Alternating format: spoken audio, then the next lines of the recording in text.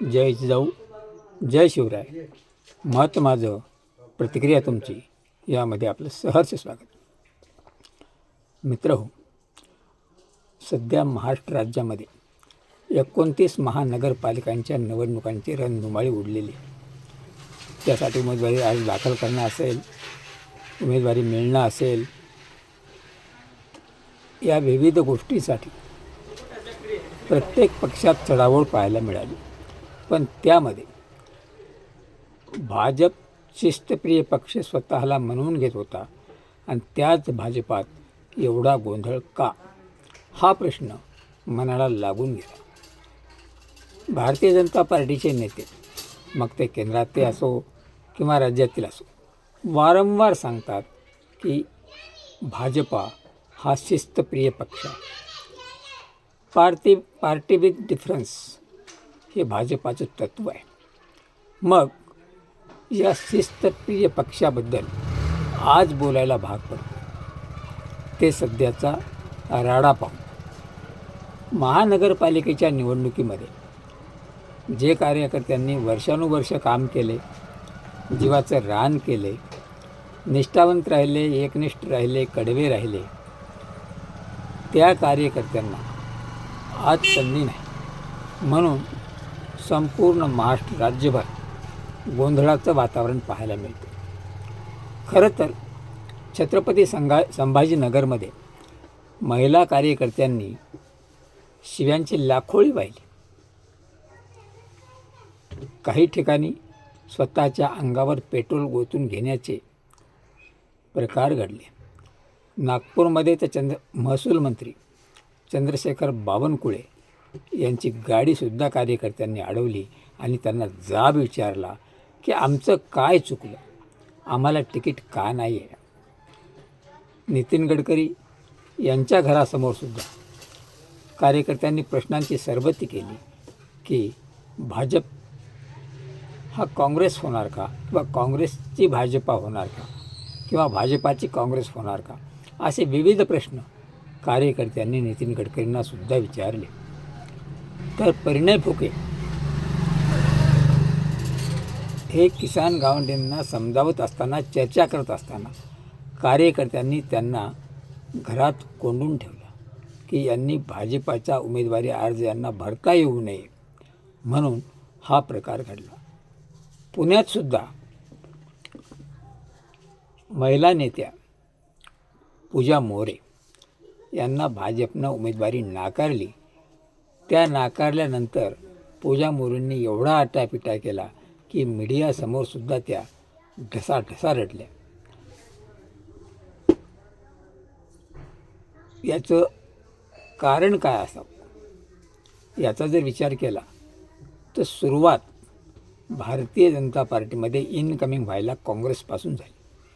सुरुवातीला काँग्रेसमधून भाजपानं काही नेते गळाला लावले, आपलेसे केले, आपल्यात घेतले. नंतर राष्ट्रवादी शरद पवार पक्षातून घेतले. एवढ्यावरच थांबले नाहीत, तर आत्ता खुद्द महायुती म्हणून एकनाथ शिंदे असतील, अजित पवार असतील, महायुतीचा भाग आहेत, पण त्यांचेही कार्यकर्ते, नेते, पदाधिकारी फोडायला भाजपनं मागं पुढे पाहिलं नाही. आणि रवींद्र चव्हाण भाजपाचे अध्यक्ष झाले तेव्हापासून तर या गोष्टीची सीमाच ओलांडली आहे. यावर भाजपचे नितीन गडकरी नेहमी म्हणायचे की फोडाफोडीचं राजकारण योग्य नाही आहे, हे साजेसं नाही आहे, आपल्या पक्षाचं अटलजीपासून ही नीतिमत्ता नाही आहे, हे बस करा, असा सल्ला नितीन गडकरी यांनी वारंवार दिलेला आहे.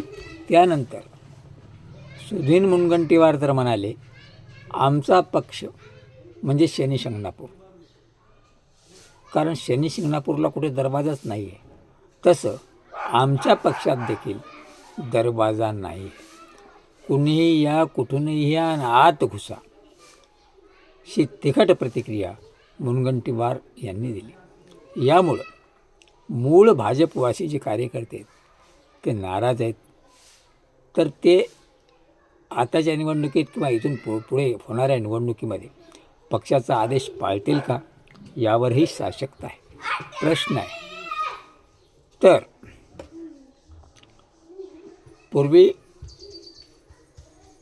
वेळेसही अशा काही घटना होत होत्या, पण अजित पवार जेव्हापासून महायुतीमध्ये आले तेव्हापासून या भारतीय जनता पक्षाची जी थोडी बहुत होती ती शिस्तसुद्धा लयाला गेली. कारण पवाराच्या पक्षामध्ये बेशिस्त मंत्री असो, आमदार असो, खासदार असो, पदाधिकारी असो, सगळ्यांना मुभा असते, मोकळीक असते.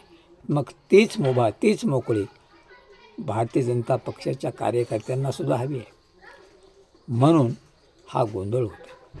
आणि दुसरी गोष्ट सांगायची जर झालं तर भारतीय जनता पक्षाचा अजेंडा हा केवळ सत्तेचा आहे. त्यांना काहीही करून सत्ता हवी आहे. मग कार्यकर्ते नाराज झाले काय, कार्यकर्ते जाऊन जाणार कुठे? आज प्रत्येकाला वाटतं की आपण सत्तेच्या जवळ राहावं. सत्तेच्या जवळ राहिलं तर पैसा मिळेल, मान मिळेल, प्रतिष्ठा मिळेल. सत्तेच्या बाहेर राहून काय उपयोग? म्हणून या कार्यकर्त्यांना गृहीत धरून किंवा गृहीत धरलं म्हणून हा गोंधळ होतो. आणि तसंही 2029पर्यंत भाजपाला स्वबळावर सत्ता आणायची असे खुद्द गृहमंत्री अमित शहा यांनीच विधान केले. त्यामुळं पंचायतीपासून जिल्हा परिषद असेल, नगरपालिका असेल, महानगरपालिका असेल, विधानसभा असेल किंवा लोकसभा असेल, तळागाळापासून ते दिल्लीपर्यंत यांना संपूर्ण देश भाजपामय करायचा आहे. त्यामुळं आपल्या कार्यकर्त्यांना तिकीट दिलं, उमेदवारांना तिकीट दिलं तर निवडून येणार नाहीत. म्हणून बाहेरचे उपरे उमेदवार घेऊन त्यांना तिकीट द्यायचं आणि उमेदवारी देते वेळेस त्यांचा खिसा तपासायचा. म्हणजे यांची कॅपॅसिटी किती आहे, हे किती कोटी खर्च करू शकतात, किती पेट्या खर्च करू शकतात, त्यावर तिकीट अवलंबून आहे. त्यामुळे ज्यांनी 10 वर्षे, 15 वर्षे, 5 वर्षे काम केले अशा निष्ठावंतांना संधी नाही, किंवा जे खास मूळ भाजपवासी आहेत त्यांना तर संधीच नाही.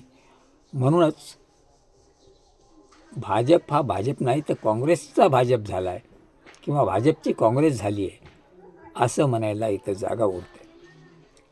आणि तसंही अमित शहानी सांगितलेलंच आहे की आपल्याला कुबड्यांची गरज नाही. म्हणून बाहेरून कुबड्या घेण्यापेक्षा बाहेरचे उमेदवारच आपल्यात घ्यायचे. कारण आपले उमेदवार तर आपण निवडून आणू शकत नाहीत, कारण आपल्याकडे तेवढी उमेदवारांची किंवा पदाधिकाऱ्यांची वानवा आहे. आपण कार्यकर्ते घडवू शकलो नाहीत. म्हणून बाहेरचे उपरे कार्यकर्ते घेऊन त्यांना निवडून आले म्हणजे आपला पक्ष वाढतो, ही भाजपची भ्रामक कल्पना आहे. आणि त्यांना 29पर्यंत पूर्ण देशात भाजप सत्तेत आणायचे. भाजपला सत्तेची नशा चढलेली आहे. सत्तेशिवाय भाजपला काही दिसत नाही.